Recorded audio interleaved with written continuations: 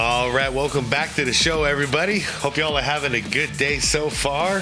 So, it's Magic Johnson time, you guys. I've been saying it for a little while, like I react to way more Larry Bird content than Magic Johnson content, and I don't know why, but it happened naturally, and it just feels wrong because, yeah, Magic and Bird are on that same level for me. So I wanted to check this video out. It's just simply titled Magic Johnson, greatest passer in NBA history.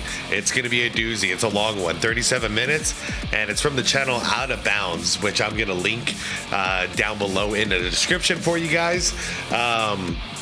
You also see a list of channel members. Shout out to you guys. I appreciate you all. We'll see how this one goes. It might be another one of those copywritten ones. But either way, I figure we're in for a good time here. So, Magic Johnson, what to say about the guy, dude? He's still probably my favorite passer of all time, and I put Steve Nash behind him. As far as like the most pure point guard I've ever seen, probably John Stockton, but man, did Magic have that dazzle. He had that flash, and he had just a different type of leadership that still to this day, very unique. He's that, like, he has high expectations, but he's gonna do it with a smile. Like a rare cat, this guy. Anyways, you guys, let's just get into it. It's gonna be a long one, so like the video if you could, hit that hype button if you see it, and let's go. What if I told you that there was an NBA legend who refused to throw a normal pass? From insane no-look dimes to his iconic assists on the Showtime Lakers fast break, Magic Johnson wasn't just flashy, he was the best and most accurate passer the game has ever seen. But how did he master this skill that led to 5 championships, 3 MVPs, and assist records that may never be touched? And what rare illness stopped him from having the most assists in NBA history? Well, to find out, we have to go back to 1976. Quick side bit, just because I saw an advertisement the other day. HIV medication in pill form. I didn't know what the advancements were, but I was shocked to see how far technology has gone, where, yeah, just popping a pill these days. So different than how we felt in 1990, you know. If you know, you know. What it was so different back then, and now it'd be like, okay, you have HIV, here, take this prescription pill, you'll be okay. It's like, I'm so happy to see it too. Earvin Johnson is at home in Lansing, Michigan, when all of a sudden the star basketball prodigy would receive some tragic news. Reggie Chastain, his former running mate at Everett High School, had been involved in a horrific car accident that took Reggie's life. Johnson was destroyed, vowing to dedicate his senior season in honor of the man who had taught him so much. So, Earvin, who had received a unique nickname from a reporter in his sophomore season, I covered the game for the Lansing State Journal, and I congratulated him on the game, and then I said, Earvin, we've got to name you something. And I said that the Big E's out because of Elvin Hayes, and Dr. J was out because of Julius Erving. How about Magic? And he said, started their 1970s. I heard differently from Magic himself. It was basically, was it a high school game? And it was in the paper, and it said Magic. And after that, all of his friends at school started calling him Magic, and it was just no looking back. 1977 campaign on a tear. Magic, in an attempt to mirror the style of Chastain, was scoring relentlessly, playing with the same confidence and swagger that his dear friend Reggie once did. However, despite averaging 45 points, his head coach pointed out something that shocked Johnson. You're scoring too much. If we're going to win a championship this year, it'll take a team effort. The other guys have to get used to taking some of the important shots. You need to distribute the ball. Get those other guys involved. That's also something that is misunderstood about Magic, is he can score. He's very good at scoring. Much like people forget that Bird is such a great passer. No, Bird's not just a scorer. He's a phenomenal passer. They had a complete game. Knowing deep down that his leader was right, Magic began making some changes. Now, instead of just highlighting his scoring talents, Earvin was showcasing another skill that he had always possessed. When he's a little guy, the shots that he would have open, he wouldn't take them. He started passing the ball, and you started kind of passing kind of tricky laxly. Passing, a mindset shift which saw Everett High School go on to incredibly defeat Brother Rice and be crowned as state champions of Michigan for the 1977 season. But having proved himself as one of the hottest prospects in America, Magic had a serious decision on his hands. Where should he attend college? An issue only made worse by Irvin's physical traits. You see, Johnson, unlike most point guards, stood at 6'9" tall and weighed in at around 220 pounds. Wait, he was 6'9" going into college? Therefore, the majority of schools calling the state champion were interested in using him in a way that he didn't agree with. Yet, there was one man who knew how truly gifted Magic actually was as a passer. Judd Heathcote from his local college, Michigan State. However, Johnson was hesitant. He had heard that Coach Judd was a man who constantly berated and demeaned his players, which, for Irvin, a man who wore a smile on his face from dawn till dusk, wasn't something he was interested in. That was until Vernon Payne, a former collegiate standout at Indiana State and current assistant coach at Michigan State, informed Irvin that Heathcote simply cared about his players and their success deeply. The yelling and screaming was just Judd's way of teaching, and that playing under Heathcote would guarantee his success in the future. So, Magic did this. Is there any questions before I get started? One question. No, next year I will be attending Michigan State University. While it did take his brand new teammates at Michigan State some time to get used to how insanely talented their new point guard was at passing, Irvin's the type of player that could hit you when you were open, and oftentimes he knew you were open before you knew you were. So I got used to playing with him and always watching for the ball because it might come out of nowhere. Yep, I've heard so many players like throughout his career say the same thing. Basically, that's how Magic taught you the lesson, was he would hit you. He would hit you at least once and then teach you the lesson. Hey, if I got the ball, you got to be looking for the ball. I'm going to hit you. I'm going to hit you when no one's expecting it. But eventually figure it out, meaning MSU, thanks to not only Irvin's contributions of 17.1 points per game, but a United States leading 7.9 assists each night during his freshman and sophomore seasons, would find themselves in the 1979 National Championship game versus Indiana State and their own superstar, Larry Bird.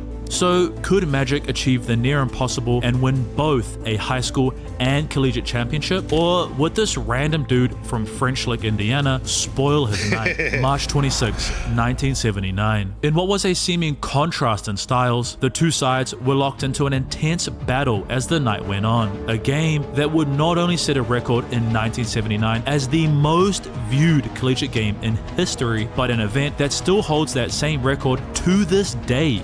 While Larry Bird did finish this night having dropped 19 points and pulled down 13 rebounds, he was ultimately trumped by Magic's 24-point, 7-rebound, and 5-assist performance. Yeah, Bird's the first guy who will say he played like crap. I mean, it's from his own mouth. He played like crap. It is what it is, and he had to live with it. And that's what fueled the fire to beat Magic, inevitably later on down the line, was he wanted another shot. Stats that saw Michigan State emerge from this epic night as national champions. Such classic this footage. Was just the start for Irvin Magic Johnson. Because the NBA was calling, but who would be selecting him? The Chicago Bulls or the New Orleans Jazz? By the way, before you go crazy in the comments, the Utah Jazz used to be based in New Orleans, thus the name Jazz. Well, before 1980. How did I not know that? It makes so much more sense.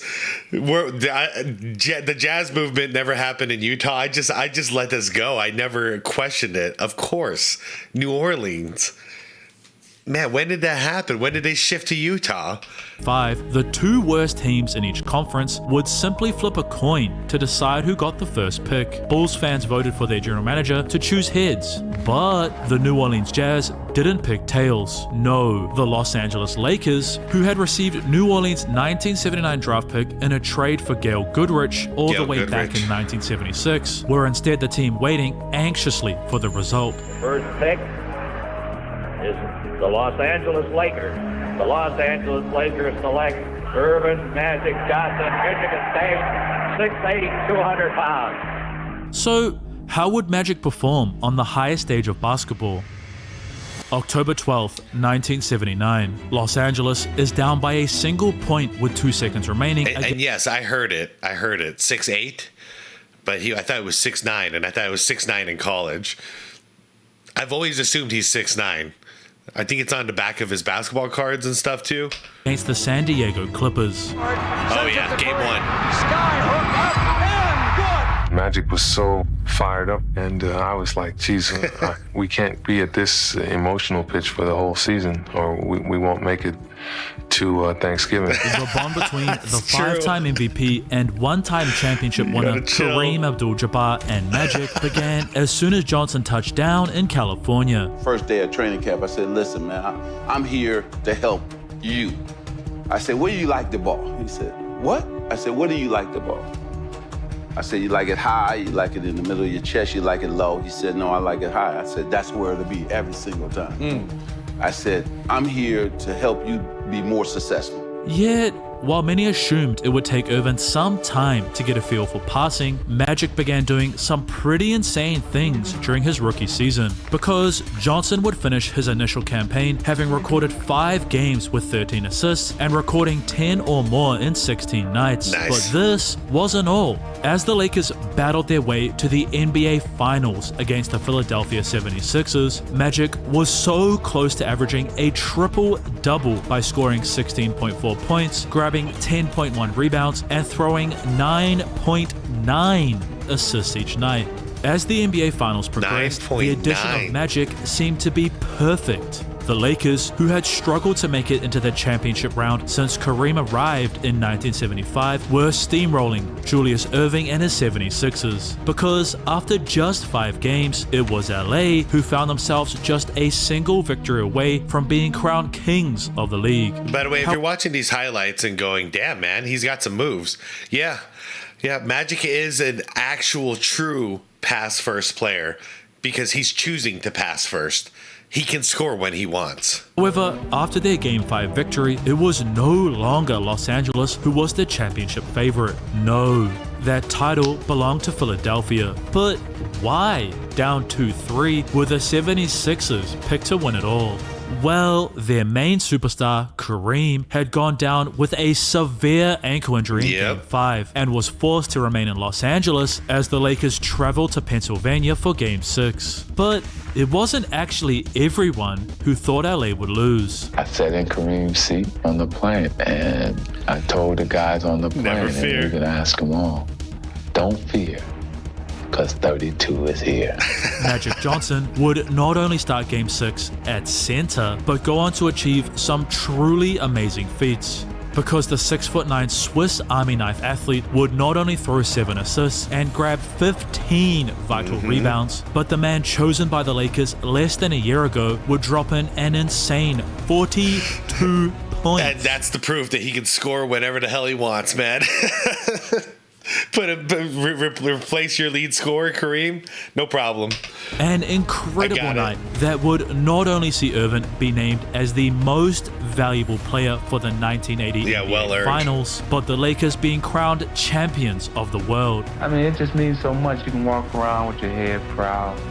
The whole next year, everywhere you go, the world champion Los Angeles Lakers coming to town. April 5th, 1981. Yeah, reality though. Reality means there's a target on your head every single city you go to now next year.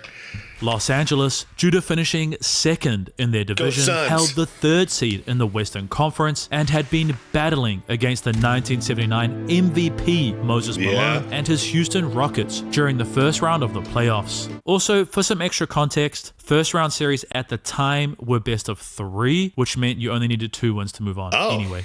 However, while the series was tied at 1 game each, the Lakers' play in Game 3 saw many assume that their failure in Game 1 was simply a small speed bump in their journey to win back-to-back championships, until disaster struck. The 1980 Finals MVP would tragically airball the series-winning shot, resulting in Houston moving on and the defending NBA champions being sent home in just the first round of the playoffs. Irvin was devastated. I mean, to be fair, you drop 2 games, it's over. That's a short series. exciting though. I mean, at that point, I feel like the first round might as well just be one game. You know, single elimination. That would draw even more excitement. Vowing to work harder than ever before to ensure something like this would never happen again. However, as the 1981-1982 season got underway, the Lakers' struggles only continued. Their head coach, Paul Westhead, had decided to introduce a brand new offense, going away from their fast-paced style and instead having the ball thrown down low to Kareem every single play. Now, all the stuff I know about this with the Westhead stuff came from Winning Time, which I know was exaggerated, but it seemed like he was just an absolute freaking nutcase. Run the system, run the system, run the system. Didn't care who the individual players were at all.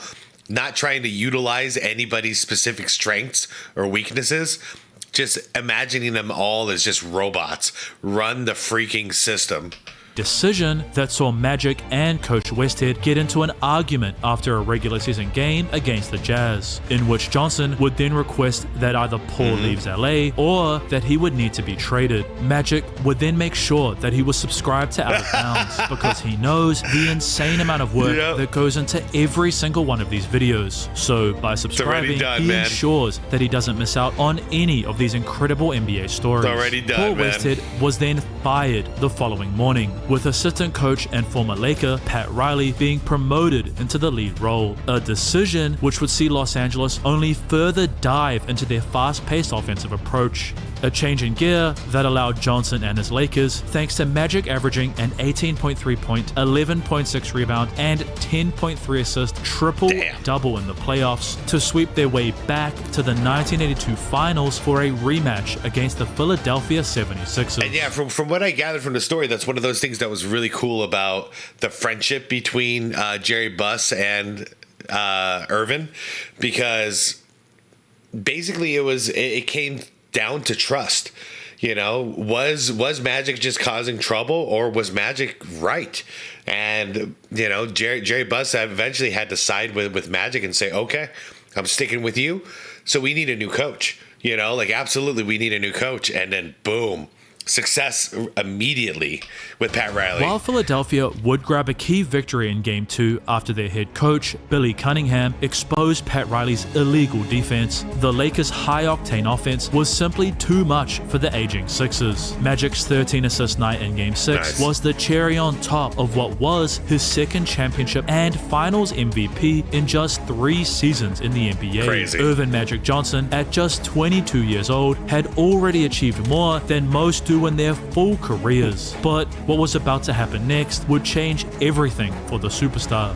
Because despite leading the whole league in assists during the 1982-1983 season, Irvin Johnson as the most unselfish player maybe in the history of the game. As the Lakers made their way back to the NBA Finals for yet another series against the 76ers, Magic was set to face a new challenge.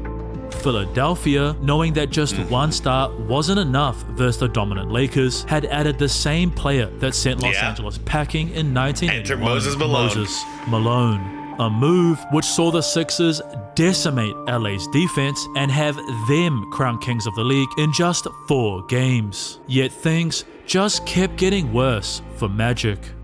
However, to try and solve their issues, head coach Pat Riley decided to bring in an Olympic sprinting coach to try and speed up their already high-paced offense, a decision which their point guard loved. I get so big, and then I'm coming, and, okay, what am I gonna do? You know, you're shaking, you're baking. That's when I'm at my best. LA, with Magic Johnson leading the way, only began to play faster and faster. That's the cool thing, because Westhead was trying to slow everybody down, you know, and to have a coach like Pat Riley, that's so perfect for Magic. He's like, no, we need to go faster. In fact, Mike D'Antoni for the Phoenix Suns back in 2005, like, that's what him and Nash talked about recently within the last year or two. Was the only regret that they have was they should have doubled down. They should have doubled down on the speed and went, screw it, we're going faster.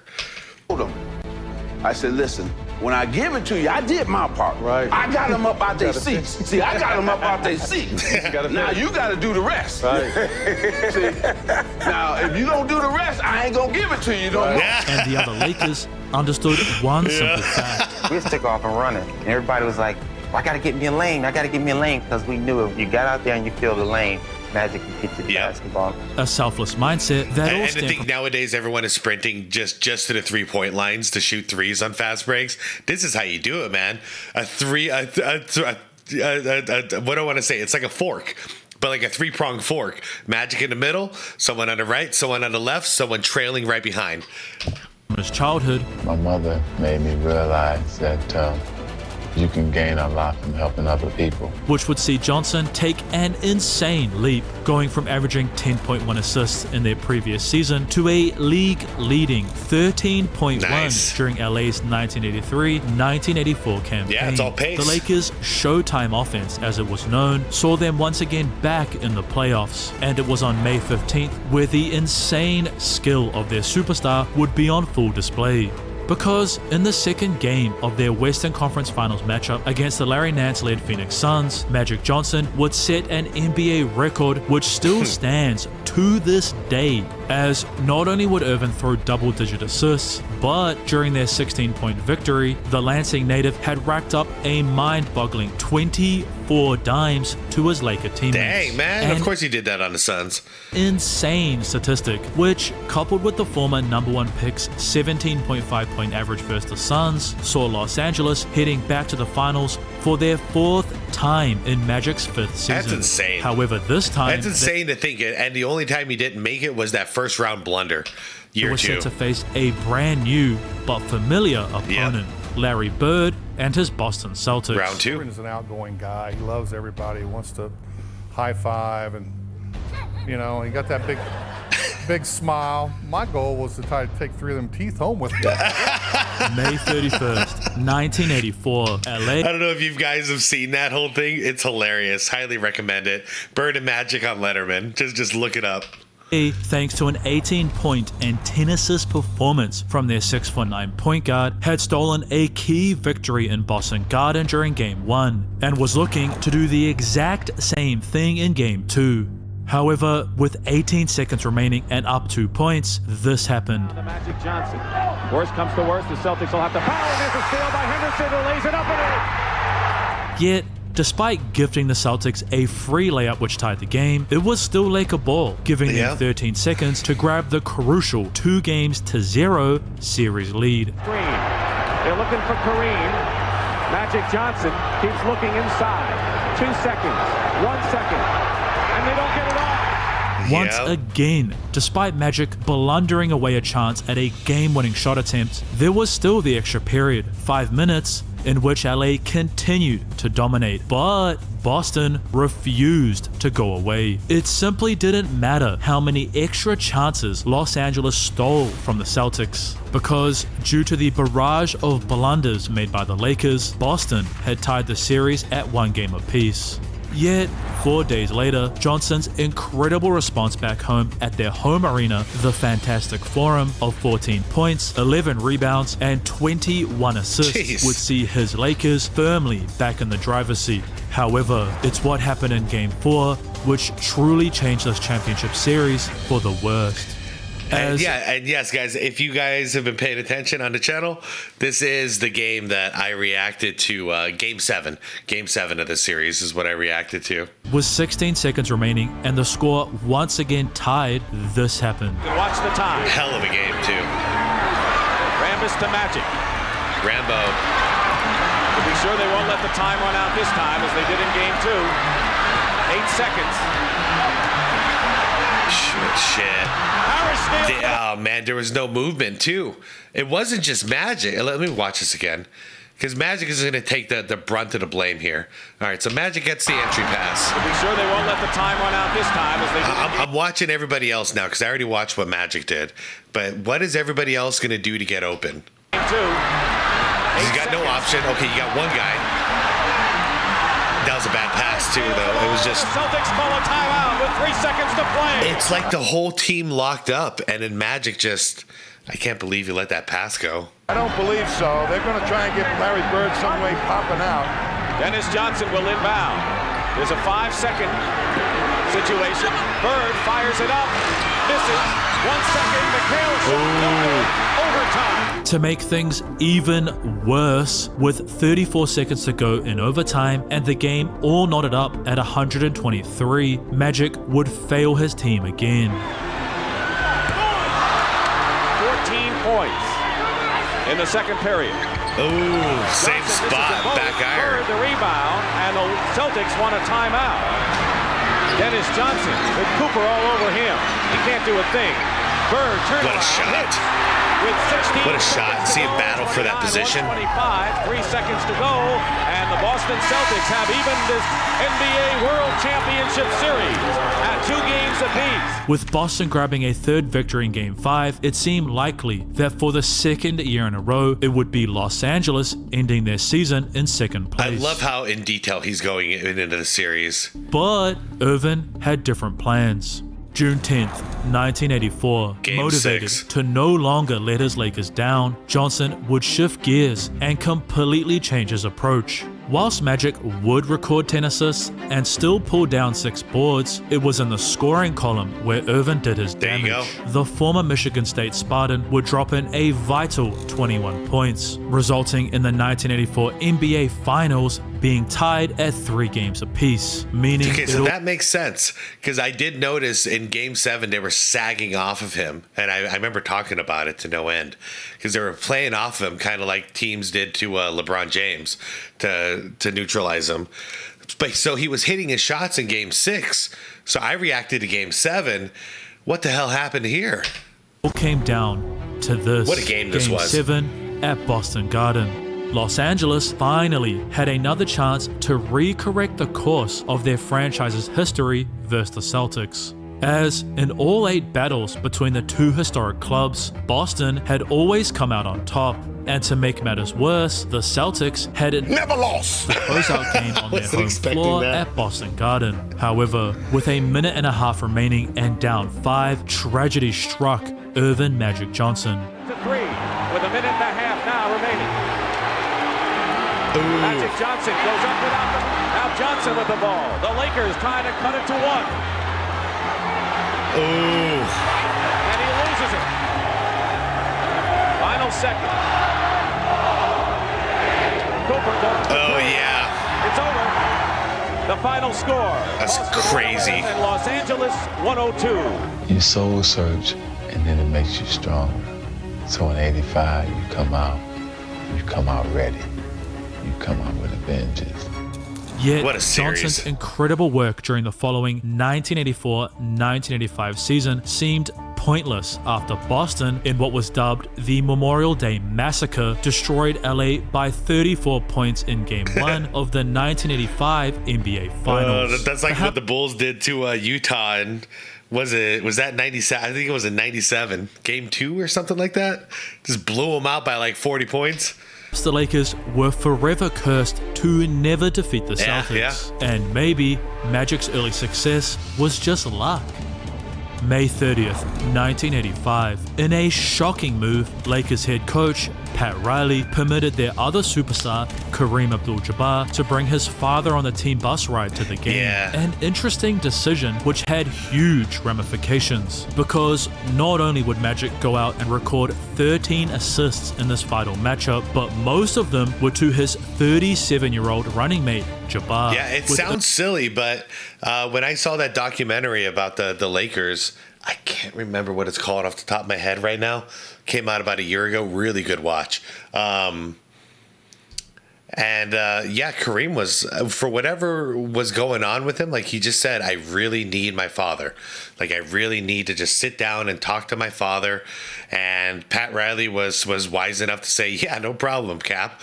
And that's it. You know, he went and lit it up.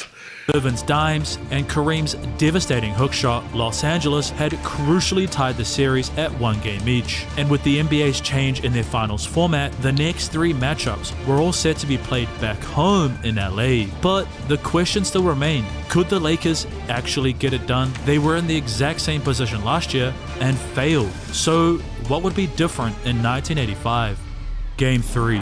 the fabulous Forum. Irvin, knowing how much it truly meant to not only himself, his teammates, but the LA faithful, would not only go out and score 17 points and grab 9 rebounds, but also throw his usual insane amount of assists. Magic and the Showtime Lakers were truly dominant. Their high-octane offense devastated the Celtics, allowing Los Angeles to leave Game 3 with a crucial 25-point W. However, despite winning Game 5 at home thanks to a 26-point and 17-assist night from their point guard, Boston had managed to steal a victory at the Forum in Game 4, meaning if the Lakers were actually going to make history, they had to not only break one long-standing record, but 2.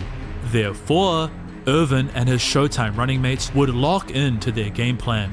And he started out that basketball game like, fellas, I'm going to lead you to the promised land.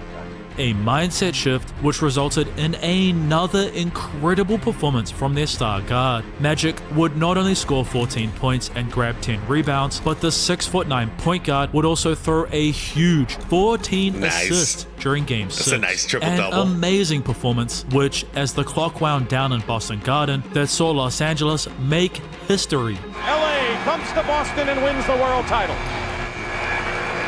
Hey, look at this! Look! This has removed the most odious sentence in the English language. It can never again be said that the Lakers have never beaten the Celtics. So, could they break another long-standing? And I'm a Laker hater. I'll be a Laker hater for life. But man, what a curse that they finally got themselves over here. Record and become the first team since the Bill Russell-led Celtics in the 1960s to go back-to-back as NBA champions? Well, their insane playoff debut... That's crazy to think about. Nobody had gone back-to-back at that point since Bill Russell. In Game 1 of their first-round matchup versus San Antonio Spurs of 135 points sure made it seem likely. Couple this incredible evening with their dominant Game 1 performance in the Western Conference Finals versus the Houston Rockets, another Boston record being destroyed almost seemed guaranteed. However, the 1984 #1 pick, Hakeem Olajuwon, and his fellow big man, Ralph Sampson, were standing in the way. Two big men who simply outmatched a now 39-year-old Kareem Abdul-Jabbar at center. It didn't matter to Houston that the other Lakers superstar was averaging 21.3 points and 15.8 assists. They simply just steamrolled Los Angeles in a gentleman's sweep, punching their own tickets to the NBA Finals. If LA was ever gonna win another title, let alone repeat, something had to change, and soon. Therefore, Pat Riley would make a shocking move. The conversation that I had with Magic was very straightforward. You know, I want you to become more offensive minded because it's going to make the team win. Coach Riley's decision of switching the scoring load from their aging big man to Magic proved to be genius, as whilst their point guard still led the whole NBA in assists per game at 12.2, he was now scoring way more, dropping a career high of 46 versus the Sacramento Kings, whilst averaging 23.9 points each night. They say I'm the new improved Magic Johnson. This looks like some detergent or some soft drink. But I'm not new and improved. I'm the same Magic, but just because I got added responsibility of scoring, it's made me a better. Yeah. It looks like he's better. He's just he's doing more stuff. And that was smart from Pat Riley to understand that about Magic, as he's choosing to pass. He can't score whenever he wants. So, hey, can you do both, buddy? Which would result in Johnson winning an award that he had yet to receive during his incredible MVP career. time? MVP. Yeah. But the question still remained. Could the Lakers actually win a title with a point guard as their focal point? Was Magic, a pass-first player, actually capable of guiding his squad to more championships? Well, thanks to 19.6 point and 11.8 assist averages, the Lakers would once again dominate their way back to the NBA Finals, only losing a single game as they prepared for another battle versus Larry Bird and his Celtics. I'm curious, did they have to match up against Houston again? Or did they get to bypass that somehow? June 9th, 1987. Boston, thanks to their 1-point lead, is 7 seconds away from tying the NBA Finals at 2 wins each. if Irvin can't find a way to get his team a bucket, their championship dreams will be slipping further and further away. 5 seconds to go. Yep. With a hook shot, scores with 2. To try to. That shot's awesome. Dennis Johnson on the inbound. I mean, not only is the shot awesome, but like, look at how contested this is. Seconds to go. 3 guys on him. Barely cleared it. Swish. Scores with 2. Big time shot. Try to distract Dennis Johnson on the inbound. Oh yeah. Bird fires it. And the Lakers have won, and Pat Riley and the Lakers dance off the court. Everybody, including Larry, expected that shot to go in. This year's MVP, Magic Johnson, put in the winner with 2 seconds left. How fitting for the Lakers, who came from 16 back to win it right now. Let's go to James Brown. While Los Angeles would lose Game 5 at Boston Garden, Magic's 16 point and 19 assists combined with a 40-year-old Kareem scoring 30 points in Game 6 saw Johnson and the Lakers be crowned once again as NBA champions. The most valuable player for the 3rd time. They have won 4 championships, and Magic Johnson, an MVP, unanimous choice. Congratulations. Thank you. It was a total team effort, really. You know, we all just chipped in and just got the job done, and it's just great to be a champ again. Does this one feel better than even the first one, Magic? Oh, yeah, it did. Because of the fact what we did during the regular season, we carried it on into the playoffs. So it's definitely the sweetest one. I just like to say hello to my mom and dad back in Lansing, Michigan. All right, congratulations, Magic. And that's a good leader, you guys. That's what a good leader looks like. He got unanimous Finals MVP vote. First thing he says, this was a team effort. It's everybody's win. You know, just talking about the team. That's a leader I'll run through a brick wall for a leader like that. Could they finally win back-to-back titles? Or was this the final championship they were ever gonna win?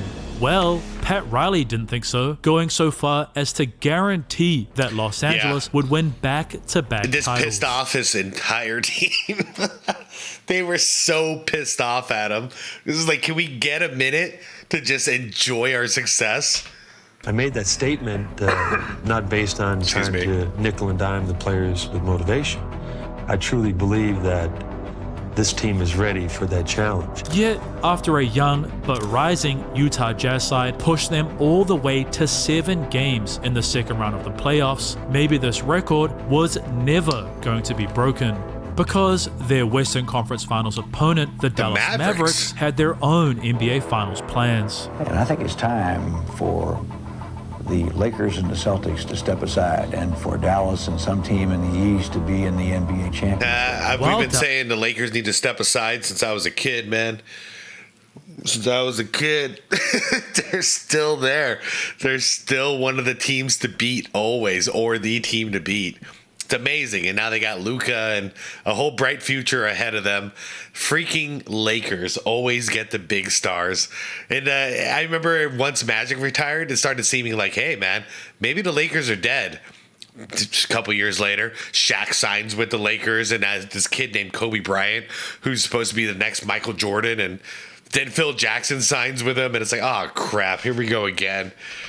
Dallas, much like the Jazz, would push the Lakers all the way to a 7th game, a night in which Irvin's 11 assists and 24 points on 60% shooting would save Los Angeles. The Mavs head coach was right about one thing. The NBA Finals wasn't going to be a battle between LA and Boston. Hail to the new Eastern Conference Kings, the Detroit Pistons finally. 31 years it took them. However, regardless of who the Lakers were set to face, Magic just had one goal: win back-to-back titles. I want that real bad because there's nothing really left to do but that. And that's the funny thing. That's why, in order to one-up Magic, MJ had to get 3 in a row, and he was so adamant about it. And that's why, you know, there was all the stuff, you know, with his father and everything, of course. But when he won 3 championships in a row, he saw that that's the end of this challenge. I have conquered basketball because I did more than any of these other guys were able to do. I got 3. They could never get 3 in a row. Crazy guy comes back and does it again and gets 3 a second time. That's why it's such an amazing accomplishment. But after Game 5, it was actually Detroit who was just one game away from being crowned kings of the NBA. If Magic Johnson was ever going to achieve his goal, Irvin was going to have to step up in a huge way during both Game 6 and 7. June 19th, 1988. With 1 minute remaining in the final quarter, the Lakers' 1979 #1 pick's 22-point and 19-assist performance was close to meaning nothing. If Los Angeles was ever going to achieve their dreams, this next minute was going to have to be their greatest. For the Lakers, he's in for AC Green. Ooh, almost stolen by Isaiah Thomas. Worthy against Sally. Scott pulls big time shot. And it's 102 to 101 now. Johnson. And Kareem is in for AC Green for his offense. 4-second differential between the clock you see and the shot clock. Rodman is guarding Magic. Worthy setting a screen. Picked up by Sally on a switch. Oh, Kareem in the post. Kareem. Do it. The old man goes up. The shot, but goes to the line with 14 seconds to go. Up their defense. This video is awesome. Big time shot. He's seen it all, hasn't he? And he's done it all. Yeah, that's clutch time for the Cap. They have no timeouts left. 13, you watch the clock. Dumars misses. Loose ball. Lakers have it with 6 seconds to go, and the Pistons are forced to foul. I was kind of surprised by that by Joe D. He really hit that backboard hard. No timeout for Detroit. Big miss. 3 seconds. They won't have time. Game. It's over. We go to Game 7. 2 nights later, surely half a minute and up 5 was enough to guarantee a Laker championship, right? Vinnie Johnson. Oh, the microwave. And the follow-up. Joe Dumars, 105-102, and Laimbeer is forced to foul. What they do now is Chuck Daly has got 3 guards in the game. He's got 4 people that can shoot the 3-point shot. He made the one. That's what he needed. Dumars to Thomas. Get it out. 9 seconds to go. Laimbeer. Bill Laimbeer with the 3. Big 3. 106 to 105. Pistons have got to steal. They're not going to get a chance. Green will win it.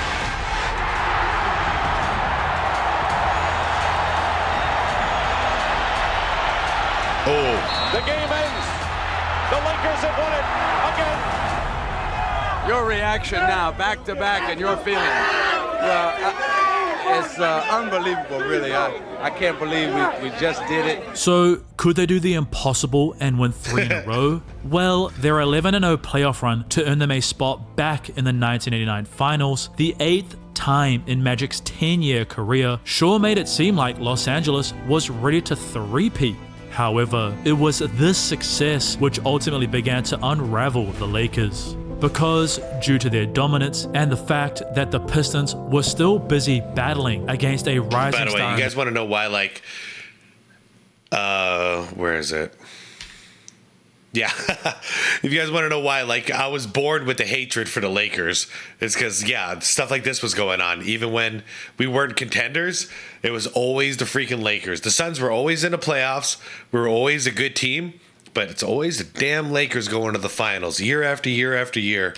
And that's what I had to grow up with. So by the time we got there in 93, it was like, holy crap, Magic's gone, because Magic had retired. It's like, this is it. But then the final boss, Michael Jordan, this guy. In the Eastern Conference Finals, LA had time to this kill. Freaking guy. So Pat Riley, afraid his players would lose their edge, decided to run a mini training camp before the finals. Yet, the extra wear and tear on his players' bodies started to cause issues, because backup guard Byron Scott would suffer a hamstring strain that ruled him out of the finals during this camp. This is when he lost his entire locker room. As shocking as that sounds for Pat Riley, this is actually when it happened. He lost the locker room. He pushed them way too damn ragged. And it's crazy to think you do this. You're going for 3 in a row. You're the team is exhausted. You have to know that, Pat. And I've got a lot of respect for Pat Riley. But you got to know now is the time they need a little bit of rest. You know, if you're teaching them anything, it's like while they're resting, show them footage, you know, make them walk through exercises and stuff. But you need them 100% on the floor, you know, for game time. And in Game 2, Magic Johnson would suffer the same fate. With a 41-year-old Kareem, a 6'9" point guard, playing on one hamstring and missing their backup, it was Detroit who not only got their revenge, but destroyed Los Angeles in the process 4 games to 0.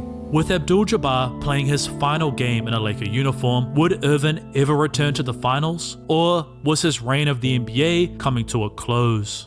May 15th, 1990. While Magic had once again been named as league MVP, his 3rd time ever winning the prestigious award, Los Angeles, without any other superstars and worn down from their incredible decade-long 5-time championship-winning run, were done. The Phoenix Suns, without any real superstar talent, simply walked right over the Lakers during the 2nd round of the playoffs in just 5 games. Couple this defeat with Pat Riley stepping down from his role and moving to broadcasting, perhaps this was truly the end of Johnson's magical run. That was the best pun I've made on this channel. Well, while many saw Pat Riley's departure as a death sentence, it was actually quite the opposite. Because the arrival of a brand new head coach, Mike Dunleavy, saw the Lakers breathe new life. You see, Coach Dunleavy was perfect for the new look Lakers. The refreshed LA Lakers would then not only go on to win 58 games during the 1990s. See, look,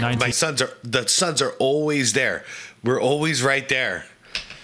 1991 season, but in surprising fashion, thanks to 22.9 point, 8.1 rebound, and 12.7 assist averages from their superstar point guard, had actually made it back to the NBA Finals. However, despite winning Game 1 thanks to a triple-double from Magic, their opponent, the Michael Jordan-led Chicago Bulls, were simply too hungry for a championship. Yeah, and you see that stat line? Where was it? You see that stat line? This is when people are saying, oh, he was old. That's why the Bulls beat him. Nah, man. It was a fair game. The Bulls beat him. Magic was fantastic.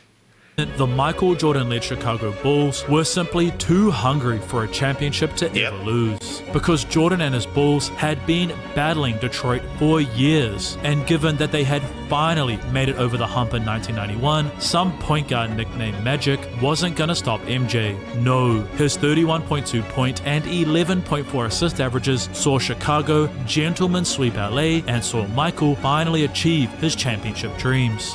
Yet, Irvin and the Lakers had proved that they could still find success. However, on November 7th, 1991, the whole world would be shocked by the following announcement. I know, and it's unfortunate, honestly, because he had another 5, 6, 7 years. He could have been a fantastic player. Because of and contending for championships, too.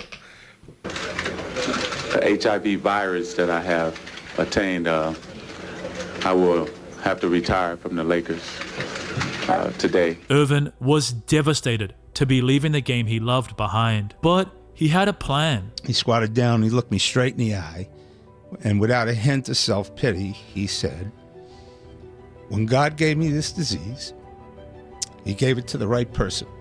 I'm going to do something really good with this. Irvin Magic Johnson would then go on to not only battle all the preconceived notions surrounding HIV at the time, but ultimately continue to live a fruitful and healthy life. Johnson was actually still voted in and would appear as an all-star starter later in that 1991-1992 season. Yeah, we had this recorded on VHS. Watched this so many times as a kid. Would also go on to win a gold medal alongside lifelong friend Larry Bird at the 1992 Olympics in Barcelona. While we may never know what unbreakable assist records Irvin would have set if he was able to play out the second half of his career, he still holds the highest career assist average of all time at 11.2 and had incredibly been to 9 finals during his 12-season NBA career. By the way, do you think the GOAT point guard title should go to Magic Johnson, or does it belong to Steph Curry? Let me know who you think and why below, or feel free to add in another player that you believe deserves the GOAT point guard title. Also, speaking of Magic Johnson, did you know that his short-time rival, Michael Jordan, has an unknown 2-year period of his career in which he came out of a 3-year retirement to suit up for the Washington I sure do. Wizards? I watched it. If you want to learn more about this unusual period in which a 40-year-old who had spent 3 years drinking, gambling, and golfing decided to come back to the NBA, and if MJ was any good during this time, click the video on your screen I reacted to that. right now. I reacted to that video. Bounce. All right. Dang. I think I've talked about the GOAT point guard thing before. I give the title to Magic because he is a true point guard, a true pass first player. And I think a point guard is the point. You have the ball, you have command of the team, and your job is to facilitate. Facilitate first and be a shooting option second. That was Magic Johnson to a T. Now, Steph Curry, he's the greatest shooter of all time. I'd rather compare him to shooting guards, personally, because he plays off the ball like Reggie Miller, and he is a gunslinger, a shoot first guy, pass second guy. So you want to call him a point guard because he's the smallest guy on the team? I get it, but he's not a traditional point guard. So yeah, I won't call him the greatest point guard of all time. The greatest player to play that position, though, maybe, I don't know. That's a conversation to have. But who actually played the position proper was Magic Johnson all the way. Guys like Magic, Chris Paul, Steve Nash, Jason Kidd, Stockton. Those are the point guards in my mind. You know, it's like saying the best center of all time is just some guy who was launching 3-pointers all the time, and it was never a paint presence. You know what I mean? It was never like, he never played the center position the appropriate way, but instead racked up a whole bunch of 3-pointers, and you call that guy the greatest center of all time. I find that weird. But anyways, this was a great video, you guys. Go check out the channel. I highly recommend it. The link is down below for the Out of Bounds channel. This was just an awesome, fun video. I've been smiling the whole time. I learned a bunch of stuff, and yeah, I still, like, every time I watch a Magic Johnson thing, I just walk away thinking I'm so grateful he's still with us. But anyways, you guys, thank you for watching. How do you feel about my my point guard take? Are you guys in the same boat as me? Like, I don't want to disrespect any of either of these two greats, Steph Curry or Magic. I'm just gonna say one played the traditional role, and that's the guy I'm voting for. That's all. While the other guy basically was a shooting guard in the point guard position. That's my bottom line. No need to disrespect either of them. They're both all-time greats. But let me know what your comments are down below. And yeah, I'll see you down there, okay? Guys, like the video if you could on your way out.